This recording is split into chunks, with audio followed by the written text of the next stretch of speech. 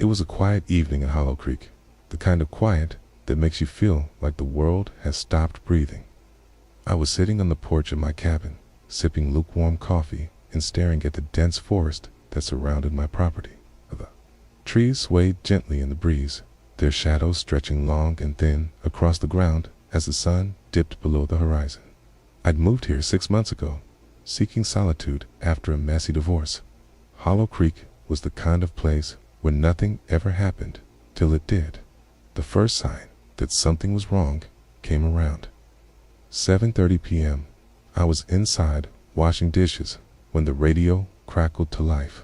It was an old thing, a relic from the 80s that I kept on the counter for background noise. The static hissed for a moment before a voice broke through, sharp and urgent. This is an emergency broadcast for Hollow Creek and surrounding areas. A hazardous weather event is imminent. Residents are advised to remain indoors and avoid contact with any unusual substances. Do not approach wildlife or other individuals. Shelter in place until further notice. This is not a drill. I froze, my hands still submerged in soapy water. Hazardous weather, unusual substances. The words rattled around in my head as I dried my hands and walked to the window. Outside, the sky was a deep, unnatural shade of orange, like the sun had forgotten how to set properly. The air felt heavy, oppressive, as if the atmosphere itself was holding its breath. I grabbed my phone to check for updates. But there was no signal. Not unusual for Hollow Creek, but the timing felt ominous. I tried the landline next, but it was dead too. My heart began to race as I peered out the window again. The forest seemed darker now, the shadows deeper. I could hear the wind picking up, rustling the leaves with an almost deliberate intensity. Then I saw it, a thick, greenish mist creeping through the trees, rolling toward my cabin like a living thing. It moved slowly but steadily, swallowing the ground in its path. My stomach churned as I remembered the warning about unusual substances. This had to be it. I slammed the window shut and locked it, then hurried to check the other windows and doors. The mist was already pooling around the base of the cabin, curling up the sides like tendrils. I retreated to the center of the living room, my mind racing. What was this stuff? Was it toxic? Radioactive? I had no way of knowing and no way to call for help. My only option was to wait it out and hope the mist would pass. But then I heard the noises. At first, it was just a faint scratching, like branches tapping against the windows.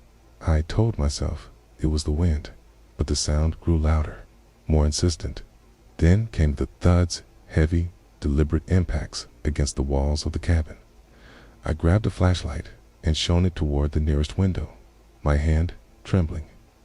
What I saw made my blood run cold.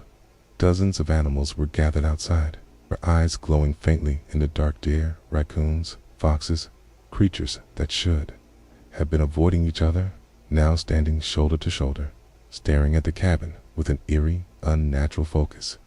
One of the deer stepped forward and slammed its head against the window, leaving a smear of blood on the glass. I stumbled back, my breath coming in short, panicked gasps.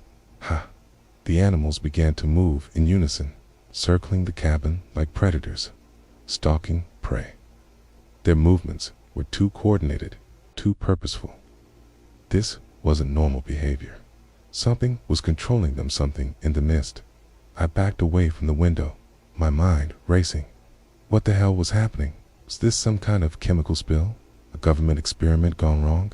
I had no answers, only a growing sense of dread that coiled in my chest like a snake. The scratching and thudding grew louder, more frantic. I could hear the animals' now low, guttural growls that sent chills down my spine. I retreated to the bathroom, the only room in the cabin without windows, and locked the door behind me. The noises followed, echoing through the walls like a nightmare. I sat on the edge of the bathtub, clutching the flashlight like a lifeline. The mist was inside now. I could see it seeping under the door, thin tendrils of green smoke curling into The room? I held my breath, my heart pounding in my ears. What would happen if I inhaled it?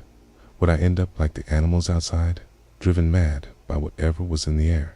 Scratching stopped abruptly, replaced by an eerie silence.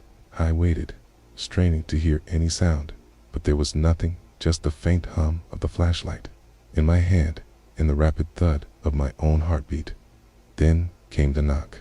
It was soft at first, almost polite, but it grew louder with each repetition. Someone or something was at my front door. I stayed frozen, too terrified to move. The knocking continued, each strike more forceful than the last, until it sounded like the door might splinter under the pressure. I didn't know what to do.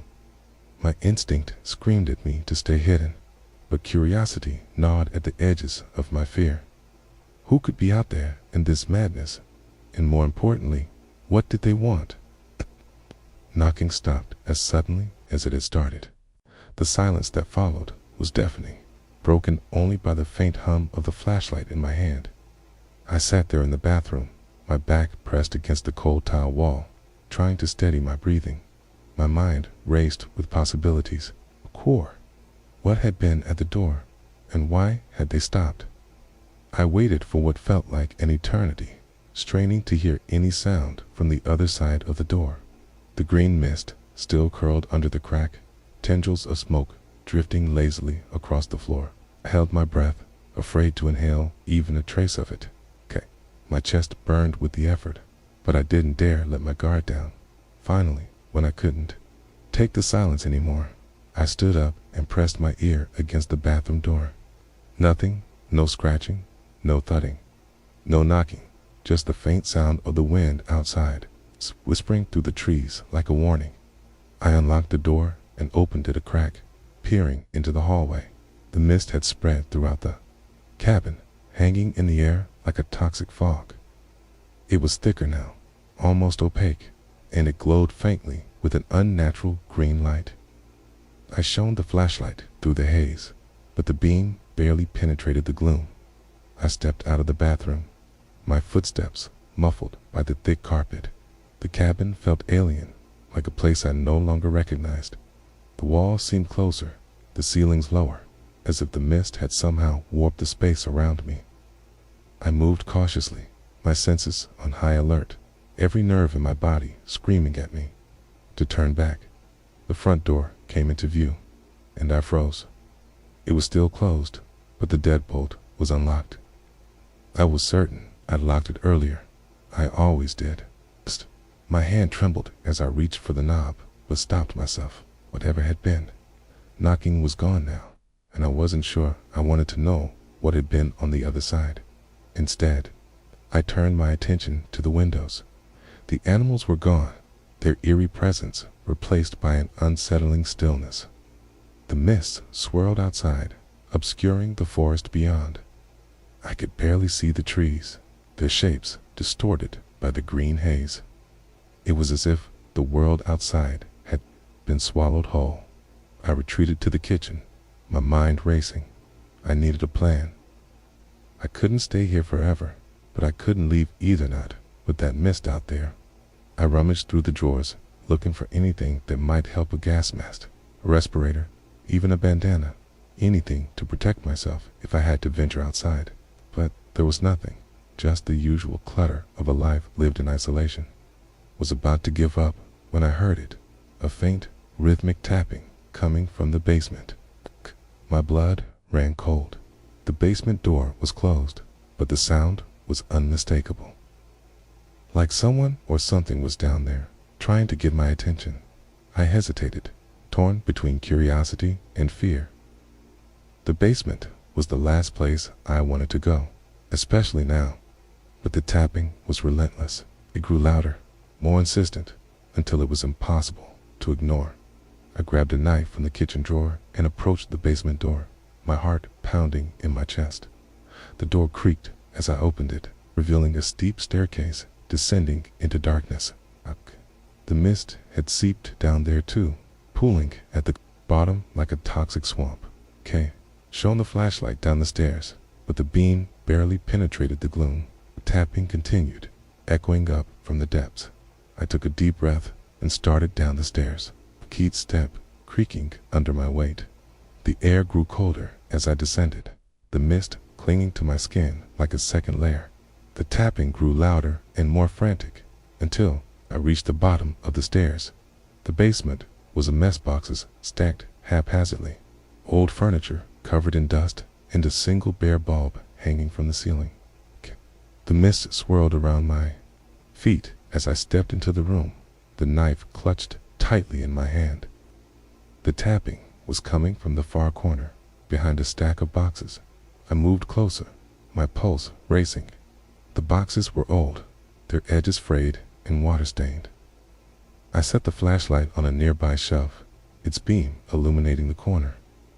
The tapping stopped as I reached for the top box, and for a moment, the basement was silent. Then I heard it, a low, guttural growl coming from behind the boxes. My hand froze midair, my breath catching in my throat. The growl grew louder, more menacing, and I realized with a sinking feeling that I wasn't alone down here. There was no answer, just the faint rustling of leaves and the hum of the cymbals on the rock. I took a deep breath, trying to steady my nerves, and started walking again. This time, I didn't look back. I kept my eyes forward, my flashlight beam cutting a narrow path through the mist. The forest seemed to close in around me, the trees growing denser, their branches tangling overhead. The ground beneath my feet was soft and wet, the air thick with the smell of damp earth and decay. I could hear things moving in the shadows, small skittering sounds that made my skin crawl. But every time I turned the flashlight toward the noise, there was nothing there. Then I saw it, a faint light ahead, flickering through the trees. My heart leaped. Could it be another person? The cabin? I quickened my pace, the hope of finding help pushing me forward. The light grew brighter as I approached, and soon I could make out the shape of a small structure. It was a shed, its wooden walls weathered and covered in moss. A single lantern hung from a hook by the door, its flame flickering weakly in the mist. I hesitated at the edge of the clearing, my instincts screaming at me to be cautious. The shed looked abandoned, but the lantern was lit. Someone had to be here or something. I stepped closer, the knife raised, and called out, "Hello? Is anyone there?" There was no response, just the faint creak of the shed's door as it swung open in the breeze. I shone the flashlight inside, revealing a cluttered space filled with old tools, broken furniture, and piles of rotting wood. The air was thick, with the smell of mildew and something else, something metallic, like blood. I stepped inside, my boots crunching on the dirt floor. The lantern's light cast long shadows on the walls, making the shed feel smaller, more oppressive. I moved cautiously, scanning the room for any sign of life. There was nothing, just the same eerie stillness that seemed to permeate everything in this forest. Then I saw it, a figure crouched in the corner. My breath caught in my throat as I raised the flashlight, the beam illuminating a man. He was hunched over, his face hidden in shadow, his clothes torn and stained. He didn't move, didn't speak, just sat there, his shoulders shaking as if he were crying. "Hey," I said softly, taking a step closer. "Are you okay?" The man didn't respond. I reached out to touch his shoulder, but before I could, he turned his head, and I froze. His eyes were glowing green, just like the mist. I stumbled back, my heart pounding as the man stood up. His movements were jerky and unnatural, like a puppet being controlled by invisible strings. He took a step toward me, his mouth opening to reveal rows of jagged, broken teeth. A low, guttural growl escaped his throat, and I realized, with a sinking feeling, that this wasn't a man anymore. I turned and ran, bursting out of the shed and into the mist. The thing followed, its footsteps heavy and deliberate, its growls growing louder with each passing second. I didn't look back. I couldn't.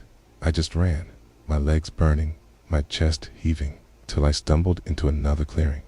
This one was different. The mist was thinner here, the air clearer. In the center of the clearing stood a large, ancient tree, its trunk twisted and gnarled, its branches reaching out like skeletal arms. At its base was a small stone altar covered in the same glowing symbols as the rock. I stopped, my breath coming in ragged gasps, and turned to face the thing chasing me. It emerged from the mist, its glowing eyes fixed on me, its mouth twisted into a grotesque smile. I raised the knife, my hands trembling, but I knew I couldn't fight it, not alone. Then I heard the voice again, louder this time, coming from the tree. "You shouldn't have come here." I turned, my heart pounding, and saw her woman, standing at the base of the tree. She was tall and pale, her hair long and dark, her eyes glowing with the same green light as the mist. She stepped forward, her movements graceful and deliberate, and raised a hand toward the thing chasing me. It stopped, its growls turning to whimpers, and collapsed to the ground, its body convulsing as the green light faded from its eyes. The woman turned to me, her expression unreadable, and spoke again. "You don't belong here." The woman's voice echoed in the clearing, her words hanging in the air like a death sentence. I stared at her, my knife still raised, though my arm trembled under the weight of it. She didn't move, didn't blink, just stood there, her glowing, green eyes fixed on me with an intensity that made my skin crawl. "Who are you?" I managed to choke out, my voice barely above a whisper. "What is this place?" She tilted her head, as if considering my question, then took a step closer. The mist seemed to part around her, as though it were afraid to touch her. Her movements were unnaturally smooth, almost hypnotic, and I found myself unable to look away. "This is a place of endings," she said, her voice low and melodic. "A place where the lost come to be found. Kay, and you, little wanderer, are very lost." I swallowed hard, my throat dry. "I didn't mean to come here. I was trying to get away from the mist, from the things in it. Case, I just want to go home." She smiled, but there was no warmth in it. "Home is a fragile thing. It can be taken away so easily, can it not? Just like your peace, just like your sanity." Her words hit me like a punch to the gut. I thought of my cabin, of the life I'd built or tried to build after the divorce. Hollow Creek was supposed to be my fresh start, my escape, but now it felt like a trap, a nightmare I couldn't wake up from. "What do you want from me?" I asked, my voice breaking. "Why are you doing this?" Ski stepped closer, her gaze never leaving mine. "I am not doing this." "You are. You brought yourself here, drawn by the same force that draws all lost souls. The mist, the forest, the symbols, they are merely reflections of what lies within you. Your fear, your guilt, your pain." I shook my head, tears stinging my eyes. "No, that's not true. I didn't ask for this. I didn't want this. Didn't you?" she asked, her voice soft but cutting. "You came here to run away, didn't you? To hide from the world, from yourself. But you can't outrun what's inside you. Not here, not ever." I backed away, my mind reeling. Words struck a chord deep within me, a truth I'd been trying to ignore. The divorce, the loneliness, the endless nights spent staring at the walls of my cabinet had all been building to this. I had been running, not just from the world, but from myself. The woman reached out, her hand hovering inches from my face. I flinched, but she didn't touch me. Instead, she gestured to the tree behind her, its twisted branches swaying gently in the breeze. "This is the heart of the forest," she said, "the place where all paths converge.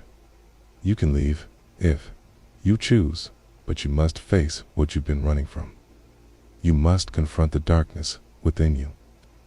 I looked at the tree, its trunk covered in the same glowing symbols as the rock and the altar. The light pulsed faintly, like a heartbeat, and I felt a strange pull, as if the tree were calling to me. "What happens if I don't?" I asked, my voice barely audible. The woman's smile faded, her expression turning solemn. "Okay, then you will remain here, lost in the mist forever, like the others." I glanced at the ground, where the thing that had chased me lay motionless, its body already beginning to decay. The sight made my stomach churn, and I realized with a sinking feeling that I didn't have a choice. I had to face this, whatever it was. I lowered the knife, my hands trembling, and took a step toward the tree. The woman stepped aside, her glowing eyes watching me intently as I approached. The symbols on the trunk grew brighter, their light enveloping me in a warm green glow. I reached out, my fingers brushing against the rough bark, and suddenly the world around me dissolved. The clearing, the mist, the woman, all of it vanished, replaced by a swirling void of light and shadow. Images flashed before my eyes, fragments of memories I'd tried to forget. The divorce, the fights, the nights spent alone, drowning in self-pity. The moments I'd pushed people away, too afraid to let them in. The pain, the guilt, the fear, it all came rushing back, overwhelming me. I fell to my knees, tears streaming down my face as the memories consumed me. But as I sat there, surrounded by the darkness, I realized something. I couldn't change the past. I couldn't undo the mistakes I'd made, but I could choose to move forward. I could choose to face the pain, to confront the darkness, and to find a way to live with it. The void began to fade, the light and shadow merging into a soft, white glow. Felt a warmth spread through me, a sense of peace I hadn't felt in years. When I opened my eyes, I was back in the clearing, the mist gone, the forest silent.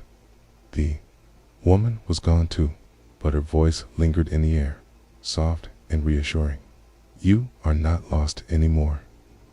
I stood up, my legs shaky but steady, and looked around. The forest was different now, lighter, quieter, as if the weight of the mist had been lifted.